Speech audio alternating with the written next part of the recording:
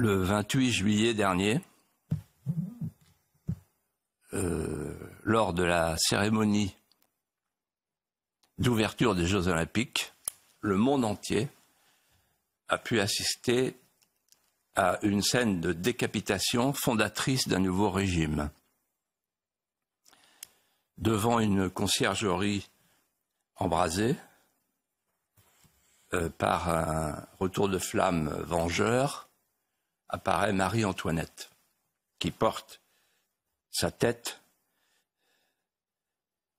décapitée, sanguinolente, dans ses propres mains. Baptême festif, baptême de sang, baptême fondateur. Et oui, j'ai voulu rétablir la vérité de ce premier féminicide des nouvelles légitimités. Nous sommes le 14 octobre 1793, la foule se presse, la salle d'audience éclairée à la bougie vacille de tumulte. L'accusateur public, Fouquier-Tinville, est déjà à son ouvrage. Il désigne d'un doigt fébrile l'accusé sur son tabouret. « Veuve Capet, levez-vous !» Marie-Antoinette se lève. Elle se tient droite, altière. Et bientôt, elle toise ses procureurs. Vous pouvez bien être mes bourreaux, mes assassins, mais jamais vous ne serez mes juges.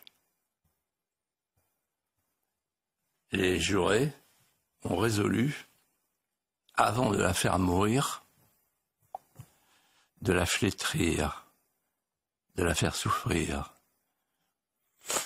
de la déshonorer. Il lui parle de son fils, de 8 ans et demi. Elle ne l'a pas vu depuis le 3 juillet.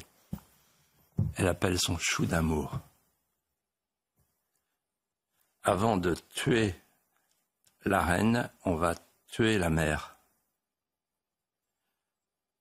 On l'accuse de jeux incestueux avec le petit Louis le dauphin. Elle reste impassible devant la charge odieuse. Alors les jurés, les procureurs interpellent. Et vous n'avez donc rien à redire à cette accusation ? Elle se cabre. Si je ne réponds pas, c'est parce que la nature ne peut rien répondre à une telle inculpation faite à une mère. Elle se retourne vers l'auditoire. J'en appelle à toutes les mères qui sont dans cette assemblée. Et je leur demande de déclarer si une d'entre elles peut ne pas être horrifiée par une telle accusation qui vient blesser l'intimité d'une mère, l'intimité des mères. Justice parodique. Le procès est expédié en 2 jours. La reine est condamnée à être guillotinée. Elle demande, c'est son ultime souhait, une plume, de l'encre, du papier, et elle écrit. Je désire que ma mort fasse le salut de la France. Je meurs innocente.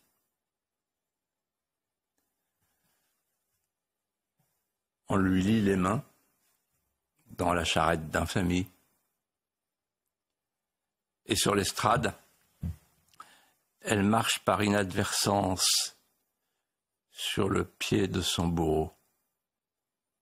Et il dit « Pardon, monsieur le bourreau, je ne l'ai pas fait exprès. » C'est sa dernière parole.